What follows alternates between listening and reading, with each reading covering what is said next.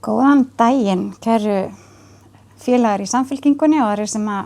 hlusta á þetta streyma af þessum fundi hér í dag.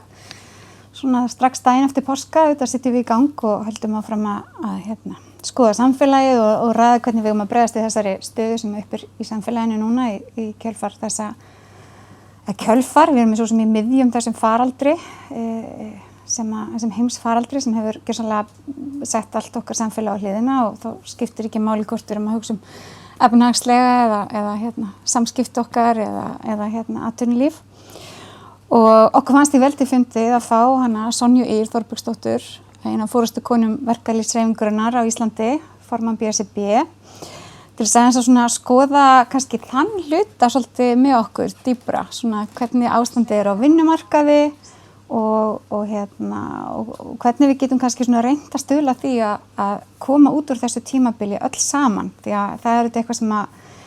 okkur í Samfylkingunni mjög hugleikið, að það verði enginn skilinn eftir og ég veit að það er eitthvað sem verkalýðshreyfingin hefur líka alltaf sett í forgrunn og okkar sameiginlega saga hefur mest leyti snúist það að við séum að passa allir séu með í samfélaginu og enginn sé skilinn þar eftir. Þetta hefur auðvitað verið ótrúlega skrýtinn tími og sumir eru hreinlega sendir heim án verkefna og öðrum er bara sagt upp og fara inn á þetta hlutabóta. Aðrir hlaupa sem aldrei fyrr, jafnvel eru í sóttkví á milli vakta og ég veit að það á við hluta af þínu fólki. Hvernig bara áður en við bara byrjum, hvernig horfir þetta við ykkur hjá BSRB og þér? Hvar finnst þér við vera stödd akkurat núna? Það er náttúrulega mjög mikilvægt að maður horfir til pólitíkurinnar í þessu er að við ákveðum hér á landi að setja heilbrigði í fyrsta sæti og síðan raunverulega þá kljást við efnahagslegar afleiðingar í kjölfarið og við kunnum það svo sem því miður að þá höfum við lært eitthvað af reynslunni þar. En það er einmitt einkennilegt að horfa til þess að það var orðið atvinnuleysi var að aukast áður en að þetta kom til. Þannig að þá strax höfðum við áhyggjur af því og vorum að velta fyrir okkur hvað var hægt að gera til þess að bregðast við á móti og það sem að okkur hefur kannski þótt skorta upp á er að við erum bara of fá egg í þessari körfu. Það eru of fáar undirstöðu greinar sem eru að raunverulega að búa til tekjurnar okkar. Þannig að það er náttúrulega eitthvað verkefni sem þarf að horfa til líka í framhaldinu af því ef eitthvað breiður út af að þá þetta hægt komið eins og er núna. En varðandi okkar stéttir að þá er þetta svo ótrúlega mörg og fjölbreytt störf sem eru í almannaþjónustunni og eru núna beint eða óbeint að sinna einhverju faraldurstengdu og mjög margir sem hafa þurft að breyta verulega sinni hefðbundnu vinnu. Það eru mjög fáar stéttir sem eru heima því flestar hafa verið skilgreindar þannig að það þurfi að sinna áfram þjónustunni og við bara þökkum þeim kærlega fyrir og ákaflega stolt af því. En maður hefur líka áhyggjur af álaginu sem þetta felur í sér af því við vitum það tekur oft langan tíma fyrir svona rykið að setjast eftir svona álagstörn og þá verðum við líka að passa upp á að fólki okkar komi heilbrigt út úr törninni fyrir utan faraldurinn. Akkurat. Maður hefur svolítið heyrt af þessu og svona samfélagsleg umræða hefur mjög mikið snúist það hvað átt að finna upp á að gera með börnunum þínum heima og lesa bækur og föndra og alls konar en svo eru aðrir sem einhvern veginn upplifa bara mesta álag lífsins í vinnunni og spurning, er krafa frá ykkur einhvern veginn að við umbunum þessum hópum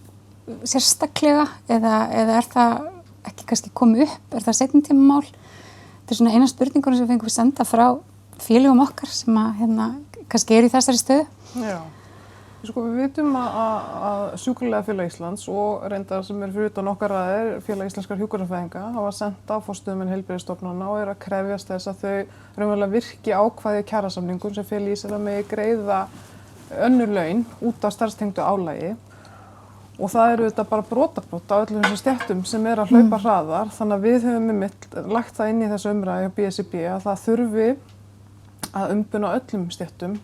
Hvort sem að þær eru sýnilegar í samfélaginu ekki, en þeir sem á stjórna viðkomandi stofnun vita hvað þær eru að leggja á sig. En þar fyrir utan að nýta þetta að þau fái greitt aukalega fyrir álagið, að þá þurfi að grípa til aðgerða nú þegar til þess að tryggja heilbrigði fólks og hjálpa þeim í gegnum þetta álag og öllu því sem því getur fylgt raunverulega í framhaldinu. Það ekki síður mikilvægt í okkar huga. Akkurat. Það auðvitað líka mikið álag eins og fólk sem vinnur á hjúkrunarheimilum, óttinn við að bera inn sýkingu. Það er alls konar álag sem fylgir því að vera við störf núna auðvitað sem að smita aðra mögulega á þess að vita af því og annað slíkt sem að. En það svona talandi atvinnuleysi, það alveg rétt, við vorum komin upp í, það var svona stigandi í atvinnuleysi og við sáum núna hjá Vinnumálastofnuninni sá ég að það voru 29 tilkynningar hópuppsagnir síðustu mánaðamót sem auðvitað hræðilegt og 1200 manns sem að misstu vinnuna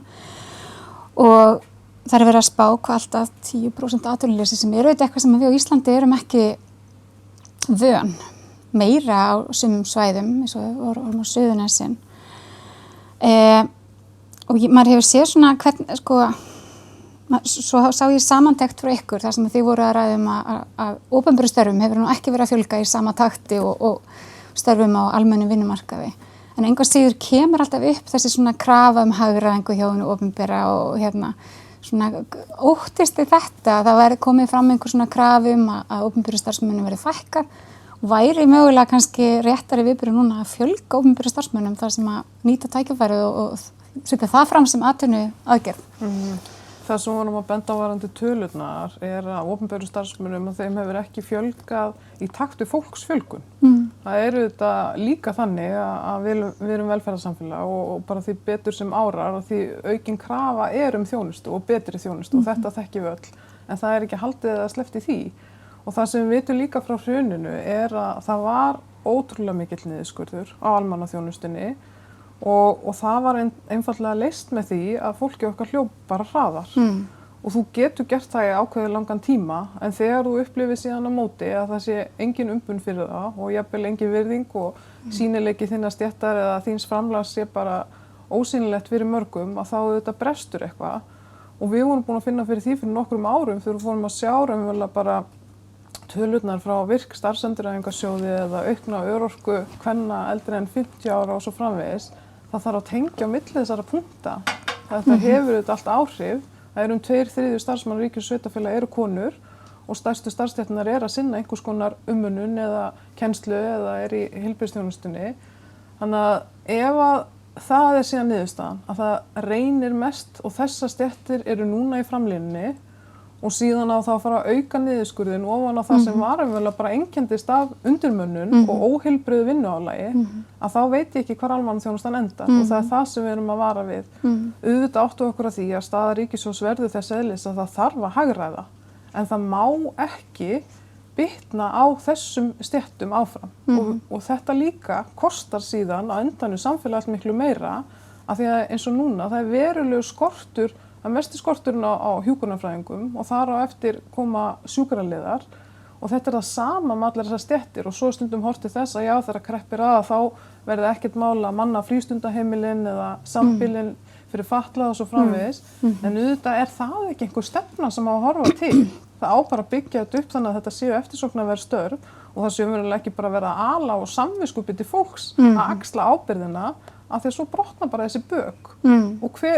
hver grípur þá þessa einstaklinga og það ekki boðlegt árið 2020. Nei, þannig að það væri þá í rauninni kannski frekar að fara inn og reyna að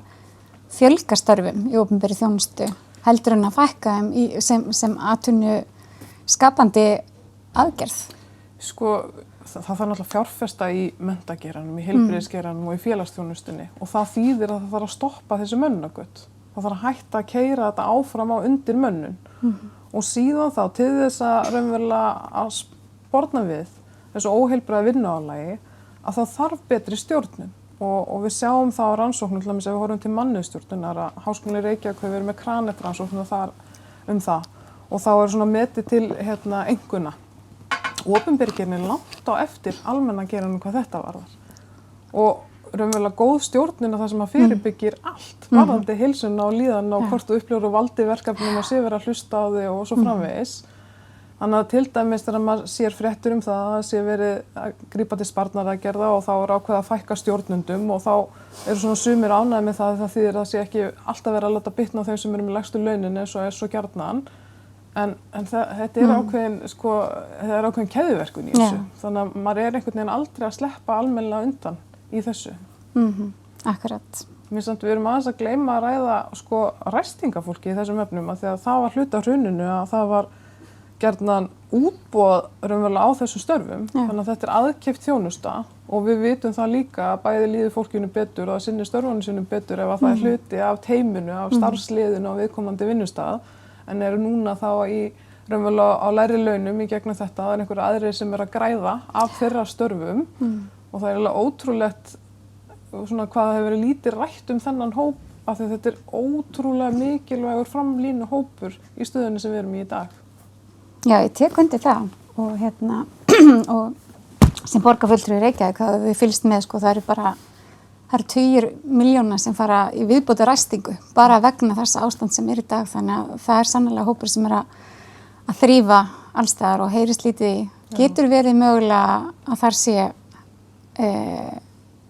af því að þau upplifa sig ekki sem starfsmenn hins opinbera á sama hátt og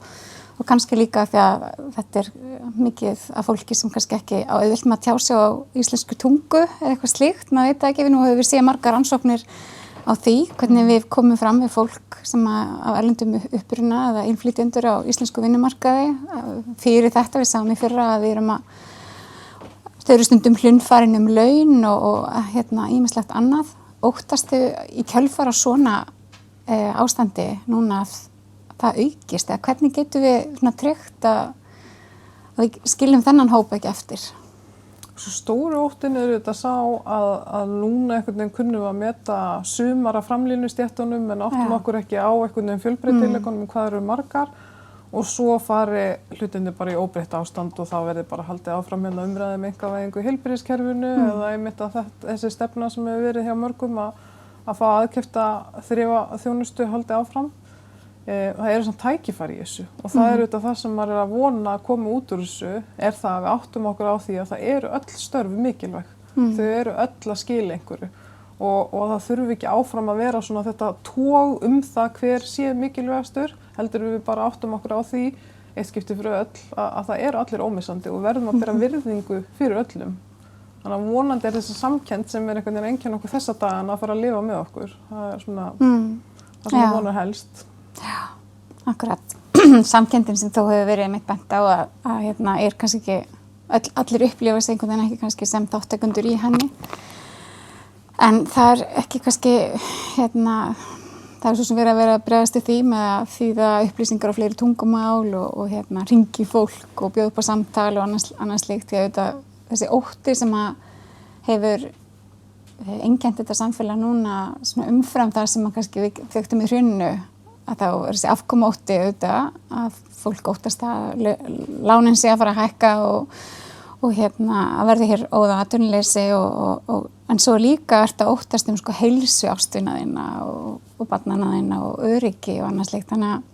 maður skilur svo sem vel að við séum að fara mismunandi í gegnum þetta en það svo mikilvægt að við komumst einhvern veginn í gegnum þetta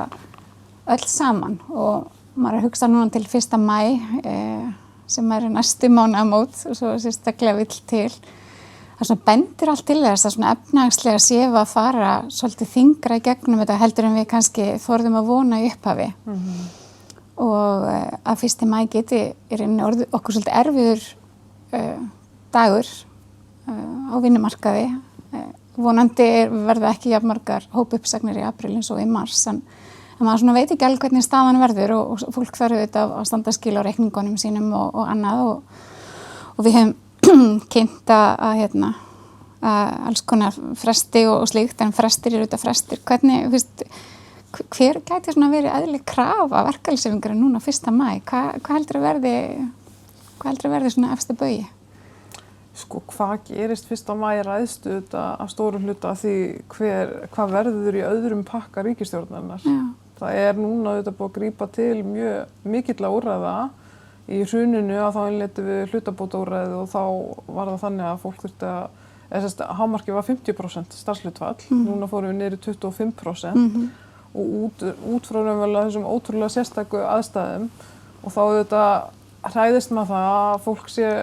kannski að fyrirtæki sé að nýta sér þetta sem að þurfi ekki á því að halda, af því inn í end að þá eru þetta alltaf verið að bíta í skottið á sér, þetta mun koma niður á ríkissjóði og mun koma niður á þjónustunni sem er hægt að veita hjá hinu opinbera. En hins svona hinn hliðin á þeim peningi þetta að þetta bráðnauðsynlegt til þess að halda lífvænlegum fyrirtækjum gangandi, þannig að þau haldi til dæmis í ferðaþjónustunni sínum kontaktum og haldi lifandi þessari starfsemi að þau þurfi ekki bara að byrja frá grunni á nýrri kennitölu. Við viljum hins vegar sjá sko í næsta pakka að það verði þá, þetta voru svona almennar aðgerðir síðast sem að þá allir gátu sótt í og það sem við höfum lagt áherslu á að núna verði þetta sértækari aðgerðir sem að miði þá sérstaklega að þeim geirum eins og ferðamannageirunum sem að veita verður í einhvers konar alkuli í lengri tíma heldur að vonaðast til í upphafi til þess raunverulega að halda þeim þá fyrirtækjum svona að þau komist í gegnum storminn eins og hinnir en síðan þá stefnt að því að kannski svona þessi einyrkjastörf eða smærri stofnanir eins og bara hárgreiðslustofur og tannlæknar og svo framvegis að þau geti farið að opna aftur 4. maí þannig að það þetta strax jákvætt fyrir þann hóp og hérna mjög mikilvægt að þessi brugðist með þeim hætti. En að öðru leyti hefur kannski áherslunar okkar hjá BSRB verið fyrst og fremst út frá því að við þurfum að tryggja félagslegan stöðugleika. Við höfum litið þannig á að það sé samtök atvinnurekenda og svona þau hagsmunasamtök sem að kannski fari fram með kröfurnar hvað við ætlum að gera til þess að halda lífi í fyrirtækjunum og styðja við þau, en við viljum þetta jafnvægi. Þú býrð ekki til efnahagslegan stöðugleika nema og tryggir félagslegan stöðugleika og það það sem við erum að horfa á móti og eins og í þessu árferði að ágera þessu séu hópar sem séu að falla á milli skips og bryggju ef við tökum til dæmis eins og þú nefndir áðan foreldrana sem að þurfa að vera heima út af skertu skólastarfi geta ekki unnið í fjarvinnu hvað eru atvinnurekendur að gera til að bregðast við þar ég held að sé mjög misjafnt og maður veit það í svona kannski smærri fyrirtækjum og opinberum stofnunum að þá kannski verið að reyna að bregðast við eins og hægtir og veita þennan sveigjanleika og gera fólki kleift að einhvern veginn að blanda þessu saman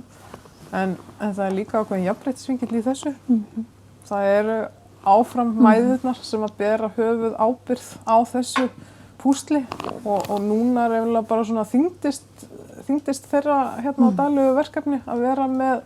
núna búið bætast þegar þeir að vera sko kennarar og þær þurfum raunverulega að halda miklu meir uppi þrifum á heimilinu og svo að vera líka sko hérna danskennari eða frístundaleiðbeinandi eða íþróttaæfingar og bara ég veit ekki hvað. Og allt þetta skipulag ofan á það raunverulega eins og sumir eru þá að vinna fulla vinnu heima. Þannig að talandi sko andlegt heilbrigði og hvernig mann líður að koma út úr þessu að það er líka á að gera þessum hópum. Hvernig þeir einhvern veginn ná að búa til þetta jafnvægi þegar þetta eiginlega bara ógeðlegt eins og staðan er núna og ég held við megum ekki gleyma okkur í sko filteruðu Instagram og Facebook póstunum þar sem búið að baka eitthvað frá grunni og þú veist ég get alveg stolt rætt frá því að ég reyndi að baka kótasælubollur og það hefur rætt að rota mannum sko þú veist þannig að það þarf ekki alltaf að vera alveg picture perfect sko við þurfum bara að lifa þetta af og eiginlega kannski bestu myndirnar sem einmitt að fólk sýnir einhverja svona fitnar, harðar kótasælubollur eða fallnar kökur af því að þetta oft þannig í lífinu að hefnast ekki allt sko en svona mér varst auðvitað rosa skemmtilegt hvað margir eru farnir að baka sko þú veist sem sérstök áhugakonum matagerð þá hef ég gaman að því og sá einhverju tölunum það að fólk væri frekar að kaupa bökunarvörur heldur en salgæti kannski ekki endilega hollara en þú veist það svona skemmtilegt. Nei, gera uppselt og svona þannig að þetta áhugaverðir tímar. Þetta mjög áhugaverðir tímar og bara skapandi að baka og auðvitað, þú veist það alltaf að tala maður að búa til eitthvað, maður upplifir, þú veist maður sannlega upplifir ýmislegt ef maður hrærir saman einhverju og bakar köku eða elda mat og en ég hef alveg heyrt í undanfarið fólki sem eru þessari aðstöðu að það hefur kannski með leikskólabörn, það nú kannski hægra sagt en gert að vera heima með leikskólabörn og ætla að skila fullri vinnu og þau við alls konar rútinu og annað og en svo líka fólk sem bara vinnur í fiskvinnslu og þú veist, þú hefur engin tök á því að taka það með þér og þar ekkert endilega neitt sveigjanleiki. Nei. Og ég heyrði ungum hjónum daginn sem höfðu miklar áhyggjur sem voru þá í rauninni bara búin að vera með nánast eina innkomu mjög lengi, í rauninni lengur, í rauninni frá frá því að Eflingaverkfallið hefst búið að vera skert leikskólaþjónusta og ég hef svolítið ágjur af þessum hóp og hvernig þau eiga að ná einhvern veginn endum saman og maður auðvitað ráðleggur öllum að leita til síns sveitafélags og fá stuðning þar og auðvitað veitt þjónusta, það á ekki að rukka fyrir hana. Sveitafélögin hafa flest öll gefið það út núna, það verður ekki rukka fyrir þjónustu sem ekki hefur verið veitt. En það er kannski annað að þú hefur sjálfur ákveðið að nýta þér ekki þjónustuna, það er kannski ennþá svolítið óryggi með það. Því einhverjir hafa líka hreinlega bara farið og ákveðið sjálfur að vera heima og já, loka sig af og slíkt og maður þá bara án launa og borgar allt eða hvernig hafa þessi mál eitthvað komið til ykkar? Hefur einhver... Já, mjög mikið. Þannig að það er bæðir þessi hópur, það eru foreldrarnir sem eru heima og geta ekki unnið í fjarvinnu og síðan þá sem að þeir eru undirliggjandi sjúkdóma sem eru að fyrirbyggja bara að fái veiruna. Við teljum mjög mikilvægt að þau falli undir sóttkvíarúrræðið. Þannig að þetta sé sama fyrirkomulag að þau geti þá verið heima á launum og atvinnurekandi greiði launin en síðan geti atvinnurekandi á móti fengið þá endurgreiðslu hjá Vinnumálastofnun út frá þessu tímabundna úrræði eða svona ástandi en þá auðvitað kemur þetta á móti að við erum að galopna einhvern veginn á ríkissjóð þannig að maður getur ekki annað heldur en þá sagt ok, við ætlum alltaf fyrst að höfða til samviskunnar en við verðum hins vegar líka að hafa virkt eftirlitskerfi með þessu. Það þýðir ekki að það sé bara opin tékki á þetta og sé ekki hægt að fylgja því eftir hvernig vera að nýta þetta. Af því við verðum að grípa þessa hópa en við ætlum ekki að lifa með því að einhver séu raunverulega bara fyrirtæki að ná sér í auka tekjur með þessum hætti. Nei, akkurat. Og einhverja fréttir voru því að fólk væri jafnvel að skrá fólk svona en ætlaðist einhver sigur til þess að þau mættu í vinnu. Það er auðvitað eitthvað sem þið hafa líka verið að gera athugasemd við. Og það kom raunverulega bara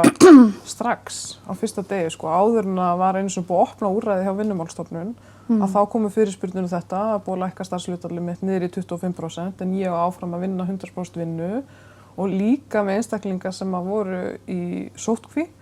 og hefði þátt að vera bara hefðbundum veikindagreiðslum frá atvinnurekanda en atvinnurekandi getur sótt þessa endurgreiðslu út af nýju úrræði og þeir einstaklingar voru þá að vinna bara 100% í fjarvinnu. Og þá þetta bregður mann svolítið vel við þegar maður er að horfa til þess það er þetta, þú veist, við erum saman í liðið eða við erum saman í báti og allt það en við erum það svo sannarlega ekki. Af því að þessir einstaklingar eru þetta mjög hræddir eigin afkomu og vinnuna sína. Þannig að þetta er mjög erfið aðstaða fyrir þau að fara að stíga fram fyrir að vera misnotað með þessum hætti. En þetta er auðvitað lögbrot.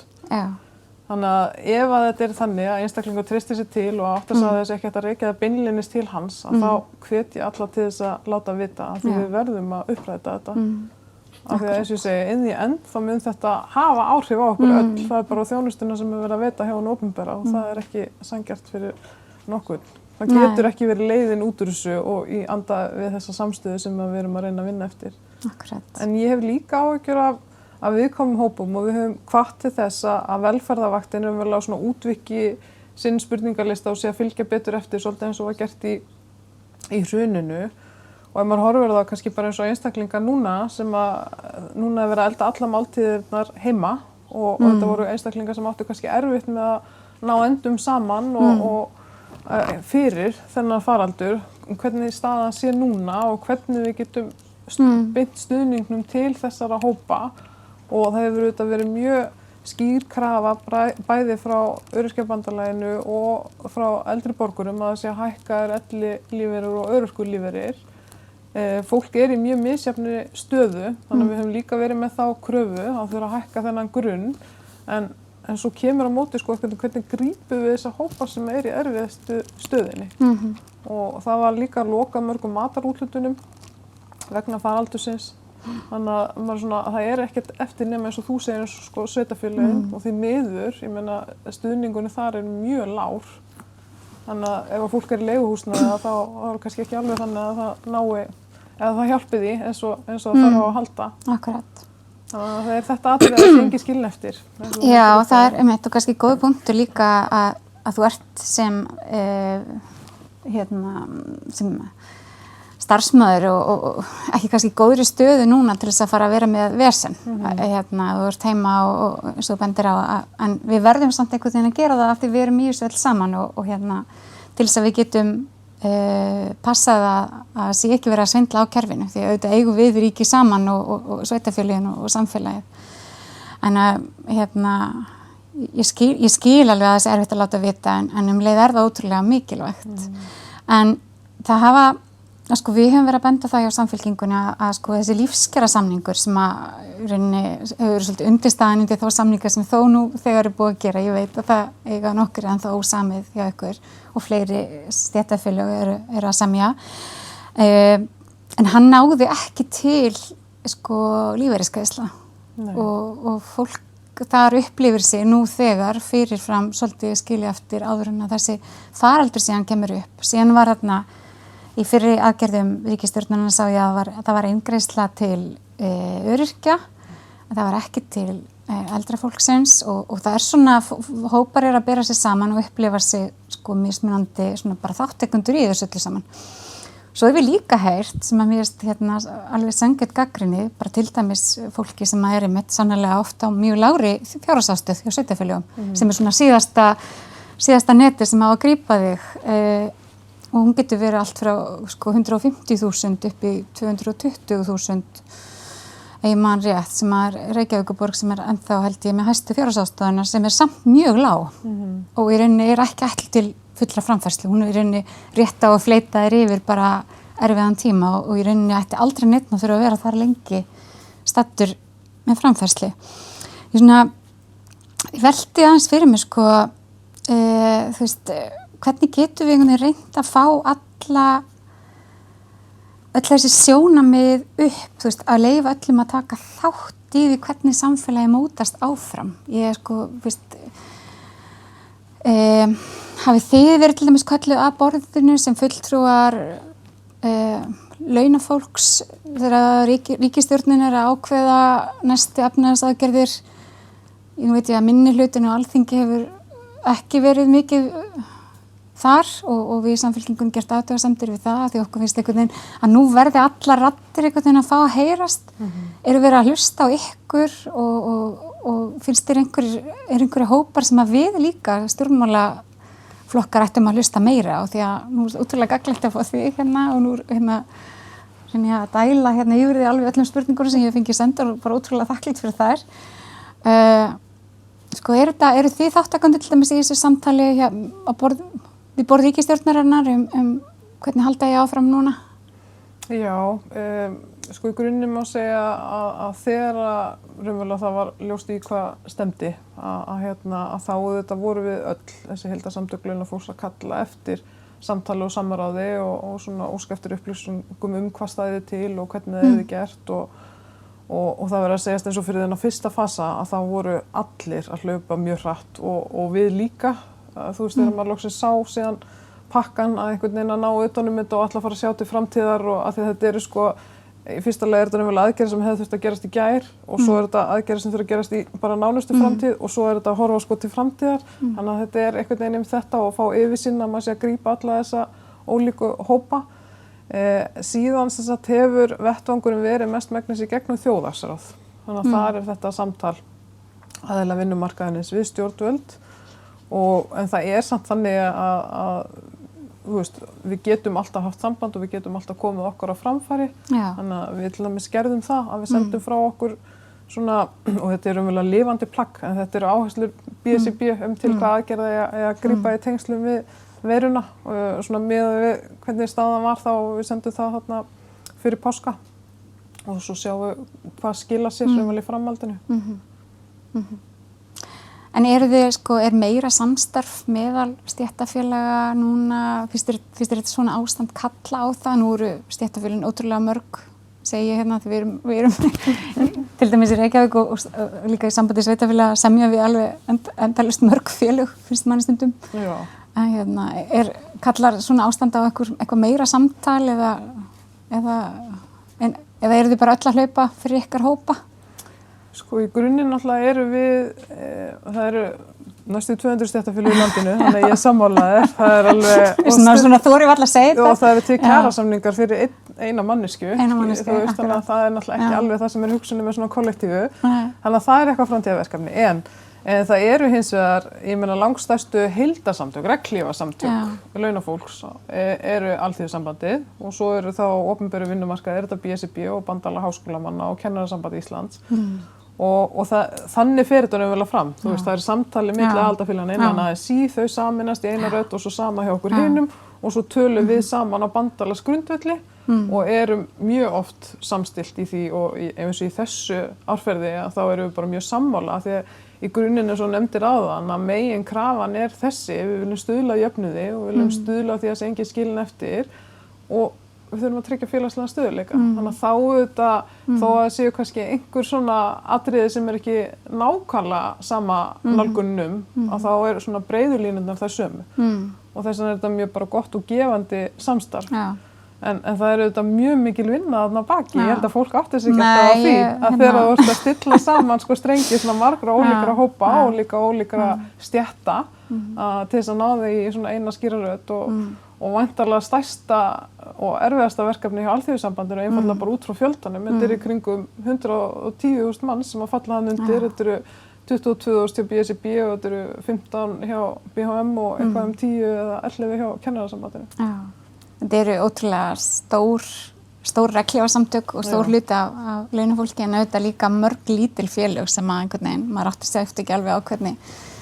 hvernig koma inn í heildar, ég veist sem að almenningur almennt gerir sér ekki grein fyrir hversu mörg þau eru. En auðvitað, við höfum þurft að berjast fyrir réttindum okkar og samningum og við í Samfylkingunni sannlega þekkjum það, okkar sameiginlegi grunnur liggur þar sem fólki steig upp fyrir 100 árum og krafðist þess að yrði einmitt einhvers konar félagslegu stöðuleiki og efnahagslegu stöðuleiki reynda líka sem fólk hafði bara í rauninni engin réttindi og mest af þeim framfaraskrefum sem hafa verið stigin á íslensku efnahagslífi og bara íslensku samfélagi í rauninni er eitthvað sem að verkalýðshreyfingin hefur barist fyrir og þeir sem hafa einhvern veginn barist fyrir því gegnum stjórnmálin líka, finnst mér. Mér finnst oft það sem þið hafið og kannski það sem er nýjast núna stytting vinnuvikunar sem var sannarlega mál sem að BSRB setti á oddinn, kannski fyrst á öllum og við fórum náttúrulega í samstarfsverkefni með Reykjavíkurborg og nú er þetta að koma út úr samningunum stytting vinnuvikunar. Ég veist að margir hafi beðið eftir það sem er óþreyju en þetta ástand núna hefur líka bara skapað alls konar svona skyndilega styttingu vinnuvikunar hjá mörgum, kannski ekki gegnum samningin og svona sveigjanleika og kannski þrýst okkur inn í að nota alls konar tæknilausnir sem að fjarfundabúnaði og við erum farin að nota til dæmis eins og í Reykjavíkurborg svona skjáheimsóknir til eldri borgara og í barnaverndinni innlit til fjölskyldna og ýmislegt sem að manni fannst áður óhugsandi. En maður veltir svona fyrir sér svo eru aðrir sem þurfa alltaf að mæta á staðinn. Er þetta eitthvað sem að verður í framtíðinni, við vonandi erum að fara að stytta vinnuvikuna eins og við sömdum og við ljótum að vera að fara að gera það. En þetta með stimpilklukkuna og þú mætir á staðinn og er ástæða til þess að umbuna þeim umfram sem að þurfa alltaf að mæta á staðinn og stimpla sig inn frekar heldur en þeir sem geta meira aðalega vinnutíman kannski að sínum þörfum. Þegar við raunverulega byrjuðum að svona íta styttingu vinnuvikunar fram og mér finnst alltaf gaman að segja frá því að það hafi nú ýmsir sagt að þetta er efnahagslegt hryðjuverk á þeim tíma. Þetta við vorum svo ein og kynnt í þessari umræðu að það var, þú veist, talandi brekkur, þetta var alveg efrist held ég í okkar lífi. En þá kom þetta kannski ekki síst út frá því að við vissum af inn og tæknivæðingunni sá framundan, allir umræðinu út frá framtíða vinnumarkaðnum, hverju það myndi breyta og nákvæmlega þessu ætti ekki lengur að vera tímamæla fólk, þetta yrði verkefnadrifið og svo framvegis. En maður horfir þá á störfin eins og innan BSRB í almannaþjónustunni þar sem að sinna fólki og vitum að þau hverfi ekki í framtíðinni, ekki einu svona selirnir, róbótarnir, þú veist, frá Japan munu komið í staðinn fyrir þetta, þó að þessi verða að þróa ýmislegt að þá þarf að tryggja jöfnuðin í þessu og það eigi ekki bara að vera fáir og að einhver leiti til forréttinda hópar þegar þetta helst oft í hendur og þeir eru meiri sveigjanleika því hærri launum ertu á. Þú þarf að tryggja öllum þessa möguleika og að jafna raunverulega bara svona milli vinnunar og einkalífsins. Það þarf að minnka álagið á öllum og í þessum störfum líka sem að gleymist kannski hvað oft í þessari umræðu þetta tilfinningaálag. Þú ert ekki að sinna einhverju vélrænu, þú ert að sinna fólki og þá þarftu þetta að gefa af þér til þess að sinna það. Það tekur ákveðin toll af þér líka og þá á móti þá þarftu aukna hvíld og endurheimt. Þannig að það er náttúrulega fullkomlega ósanngjarnt að það sé einhverju sem eru á hærri laununum, sem eru með allan sveigjanleikann, meðan þeir sem eru kannski að bera bara öðruvísi byrðar og öðruvísi álag, ég ætla ekki bara að keppast inn á milli, það eru allir með mismunandi álag í sínum störfum en svona misviðráðanlegt. En þá þarftu að tryggja þennan möguleika líka. Og við vissum líka að allar rannsóknir sýndu að sko þessi sveigjanleiki, hann alltaf samt að forræða atvinnurekanda. Þannig að þetta ekki að því út á þetta gengur náttúrulega verkalýðsbaráttan, það að tryggja að þú hafi réttinn til einhvers, að hann sé ekki háður alltaf, þú veist þetta á að vera eitthvað svona samspil hann á milli. Þannig að þegar þú veist að stytta svona strípa, þá ertu komið með einhver réttindi og ég held að það séu einn stærstu lífsgæði sem að fólk getur fengið í þessu. Af því líka það sem við bentum á, ég meina, við erum að tala að bara þegar það komið á atvinnulífið, að þú fórst að vinna fyrir aðra, þá var það verksmiðjuvinna. Við erum að tala hérna iðnbyltinguna, bara Bretland, 18. öld og svo framvegis. Og þá var fólk að vinna bara, þá einhver átti að segja á því, bara, þetta kannski ekki eitthvað svo heilsusamlegt, en það var samt aldrei forsendan, það var verkalýðshreyfingin sem var að ýta á móti, sem við þurfum að búa til hvíldartíma. Og það hefur alltaf verið nálgunin, og við erum að búa til hvíldartíma í staðinn fyrir nálgunin sé það komið árið núna 2020. Við vitum hvernig heilinn virkar, við erum meiri saman með það í skólum, að þú nærði ekki athyglinna með x langan tíma í einu og svo framvegis, að við séum ekki að mæla það út frá hverju starfi fyrir sig. Og þannig leggja þessu að því að stimpilklukkan einmitt bara eitt besta dæmið verksmiðju hugsunina sem að liggur yfir einhvern veginn öllu vinnumarkaðin með það. Akkurat, og það að stimplaði inn og í rauninni kannski gæti þetta í rauninni eftir maður kannski frekar að fá meira borgað fyrir það að vera í þannig starfi að þú þurfir alltaf að vera á ákveðnum tíma, ákveðnum stað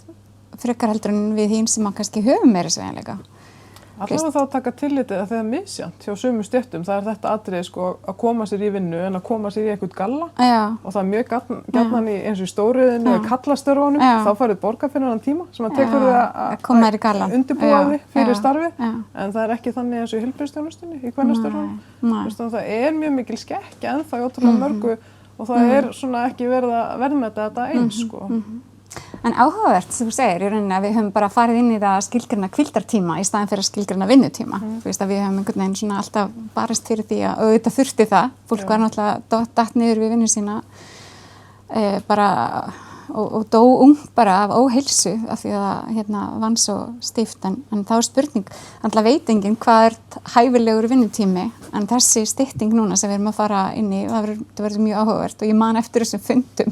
Ég man eftir einu fundi með sérstaklega þar sem var einhver hagfræðingur, einhver sem bara talaði hryðjuverk og þetta myndi setja efnahag landsins á hausinn og ég veit ekki hvað og svo svo er nú ýmislegt annað sem er kannski að gera það en alls ekki þetta sko. Þannig að það var það sko fall á síldarstofnunum líka hann 72 en ekki styttingin þannig að þú veist það er svona eftir hvernig þú skýrir söguna. Já, akkurat en og þetta er náttúrulega bara eitt af þessum stóru verkefnum sem ég heldum að við værum í en núna einhvern veginn virðist það svo sjálfsagt náttúrulega búin að vera þessi samkomubann og allt þetta sem við erum búin að vera í núna síðan 16. mars og núna erum við að bíða eftir næstu efnahagsaðgerðir, við erum að sjá svo margt sem er á áhrif þannig að kannski bara munum við innleiða styttingu vinnuvikunnar alveg svolítið á þess að einhvern veginn taka eftir hvað það var stórt skref eða hvað, ég veit það ekki. Vonandi. Breytist hugarfarið það mikið að við séum líka að grípa utan þessi störf sem að kannski fólk metur mismunandi verðmæt. Það er náttúrulega það sem að er einhvern veginn verið að búa til vörðuna að við erum að segja að það eru öll störf jafn mikilvæg þá einhvern veginn að svona stuðla heilbrigði hjá öllum stéttum, alveg sama hvað það vinna við. Það var daginn, ég man ekki hvort það var OECD eða World Economic Forum, það var þetta hvaða störf þú berð mesta virðingu fyrir. Og toppnum var ennþá þessir fyrstu störfsúkast tekið í háskóla. Þú veist, þetta er læknir og þetta er lögfræðingur og svo framvegis. mun kom út úr þessu að þú berðir mesta virðingu fyrir sjúkraliðanum eða hjúkrunarfræðingnum? Ég veit það ekki. Það líka eitt af elstu störfunum í heimi líka að vera hjúkrunarfræðingur, en samt ekki virðing borin fyrir því, sko. Nei, Þannig ekki að sama eitthvað, hætti. en varðandi eins og þennan sveigjanleika, þú veist, nú þetta orðið svona tvískiptur hópar, þeir sem að verða mæta til þess að sinna sinni vinnu og þá verður að tryggja þeim styttinguna og passa upp á þeirra og þannig við verðum líka að tala að þannig að búa til skilin milli vinnunnar og einkalífsins, en það mjög hætt við að núna bara einhvern veginn flæði yfir allt, af því að til þess að halda, sko, andlega heilbrigðinu, þá þarfst að búa til skilin og þessi einstaklingar sem að þurfa ekki mæta í vinnuna, að það svo hætt við að núna bara einhvern veginn blandist þetta allt saman í eitt hrærigraut og álagið verður meira fyrir vikið, þannig að það þarf líka að passa upp á það. Algjörlega og ég sko get nú bara, já, ég held að mjög margir finnir sig í þeirri stöðu og eiga erfitt með að setja skil á milli vinnu og einkalífs og maður svona kannski, já, ég held að margir mættu, og ég bara meðtalinn þar sko, mættu alveg huga því betur, af því að þú veist, ef maður má stýra þessu mjög mikið sjálfur, þá náttúrulega er maður svolítið bara alltaf í vinninni. Og ég hugsa, margir ég eftir að kannski þurfa að vinna svolítið með það, að finna þennan, sérstaklega heimavinna eykst og annað slíkt, sem að svona þessar störf án staðsetningar sem við höfum sannlega líka verið með á dagskránni að vilja innleiða. Útrúlega áhugavert og gaman einhvern veginn að tala við þig. Ég kannski, nú varstu formaður í þessum norrænum samtökum. Já, verkalýðshreyfingarinnar. Samtaka verkalýðshreyfingarinnar, ég man aldrei alveg hvernig þetta er. Þetta er NFS, það er NFS, já, einmitt, sem að einmitt, eins og nýja fréttastöðin sem var eins og ný. Þegar ég var í fæðingarorlofi og horfði á alltaf En er eitthvað svona á þeim vettvangi? Heldur að verða einhver svona sameiginleg norræn viðbrögð? Nú sá ég að ráðherrann var að tala að það yrði eitthvað svona samnorrænt samtal ríkisstjórnana viðbrögð, svona efnahagsleg viðbrögð. Heldur að verkalýðshreyfingin heldur að það verði eitthvað svona samnorræn viðbrögð við þessu ástandi núna? Það er náttúrulega svona megin kjarnin í þessum samtökum er að stilla saman strengi og sjá hvað við eigum sameiginlegt og svona koma því á framfæri og þá gagnvart eins og Norðurlandaráði og þessum norrænum svona stofnunum og núna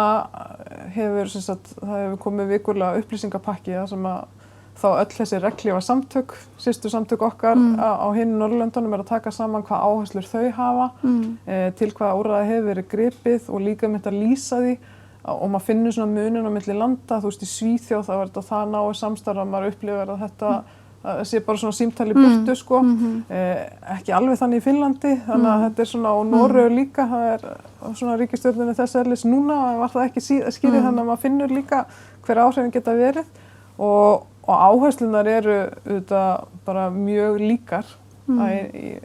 öllu leyti, líkt og við sjáum að þessi aðgerðapakkar frá ríkisstjórnunum að það eru líka svona ákveðin svona líkindi þar á milli. Það var svona til umræða hvort að við myndum senda frá okkur sameiginlega yfirlýsingu að fólki fannst það ekki alveg tímabært en ég held svona bæði í þessari vinnu núna, það eru allir að hlaupa mjög hratt og við munum halda áfram að skiptast á upplýsingum og vinna svona saman að þessu leiðarljósi sem er jöfnuður og félagslegur stöðugleiki ásamt efnahagslegum að síðan í kjölfarið að þá geti komið að því að á svona norrænum basis að þá fyrir við að leggja línurnar og áherslurnar fram með þeim hætti. Með þeim hætti sem sameiginlega, þessum grunni þessa sameiginlega norræna vinnumarkaðsmódel sem við mötum svo stolt af og höfum unnið það saman að vinna að og viðhalda og ég held að ég mitt að verði líka áhugavert, það eru þetta margt sem maður langar að skoða síðan í framhaldinu en það verður líka áhugavert að sjá munin á bara viðbrögðum á vinnumarkaði hérna á Norðurlöndunum og annar staðar þar sem kannski réttindi launafólks eru minni og með öðrum hætti og verkalýðshreyfingin ekki jafn sterk. Því að það er auðvitað eitt af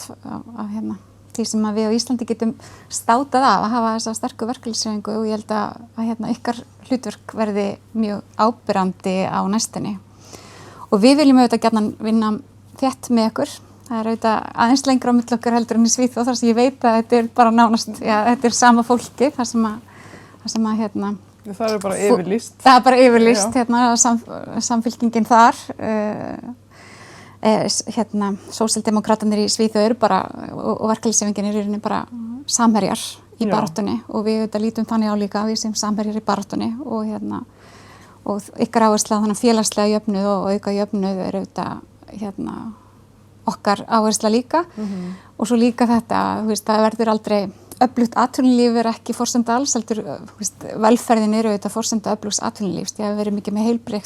heilbrigðar leikreglur og velferðarkerfi að það auðvitað svona veikum manni pínu svona núna þegar gengur að verja á atvinnulífinu þá hrópa allir á ríkið en svo þegar vel gengur að þá kannski er ekki eins mikið hrópað á fyrirtækin þannig að við þurfum kannski átt okkur líka á því að við erum ekki bara öll sem einstaklingar í þessu saman heldur allir aðilar samfélagsins við þessu saman og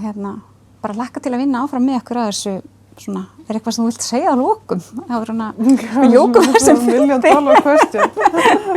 Nei, ég held að stóra verkefni framundan sé að búa til þetta landslag þar sem enginn er skilinn eftir þar sem að við erum að byggja á félagslegum stöðuleika númer 1, 2 og 3